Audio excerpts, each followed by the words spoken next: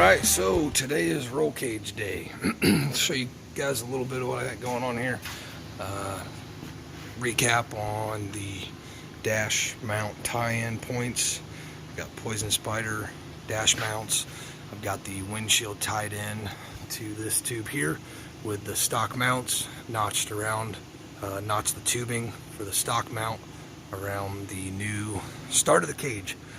Alright, so this is an LJ Rubicon. It is an extended TJ essentially, for those of you that may not know.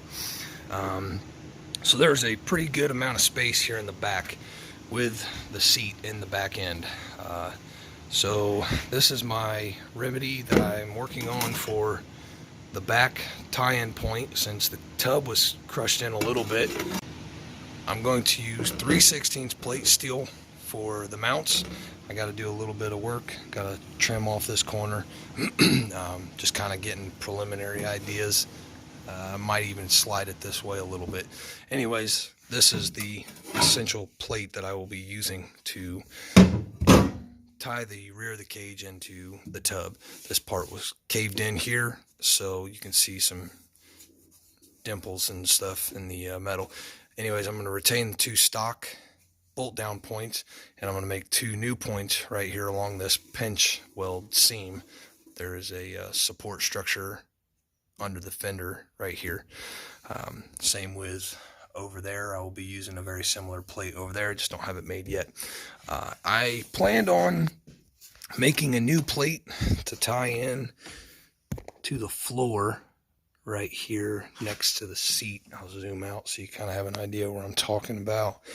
So right down here for what most people call the B pillar, this tub is in really good condition. However, it looks like it's not, but it's just a little bit of rusty dirt. I haven't cleaned it out yet.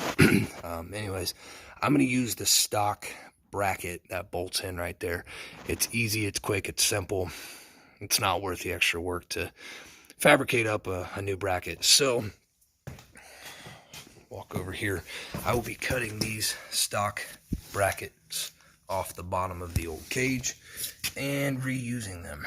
I think it's perfectly fine, personally. It's not a serious cage. It's not an extreme off-road cage, but it'll be more than enough.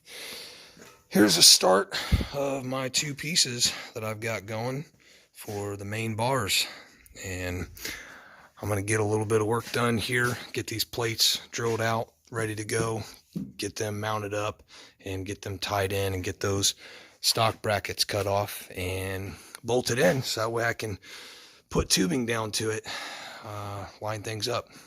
Anyways, I'll catch up with you here in a little bit after I get a little bit more work done.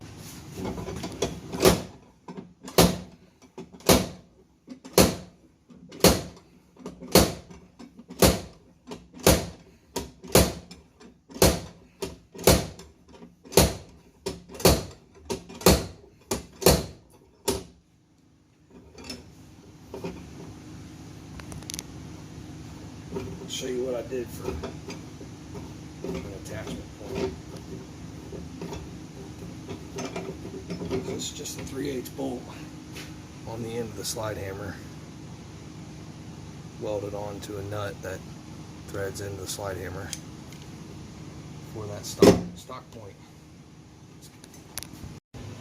As you can see here, I've got the rear fender cage tie-in plates bolted down, and the cage is tied into them, tack welded in place. And I'll show you guys what I got going on here with the door surrounds. So currently the door surround is kind of just sitting in here like it's loose, but it is actually tied in straight into this cage. Get this to focus here. So I am using the exact stock location for the door surrounds. That way everything runs smoothly, and right about here I've got a 6-degree bend to give me a little bit of downward angle going back to the back corner. to tie into the plate in the rear. Swing it around over here, same with this driver's side. Just tack welded in right now, but that's how these main cage bar tie-ins are going to work as of right now.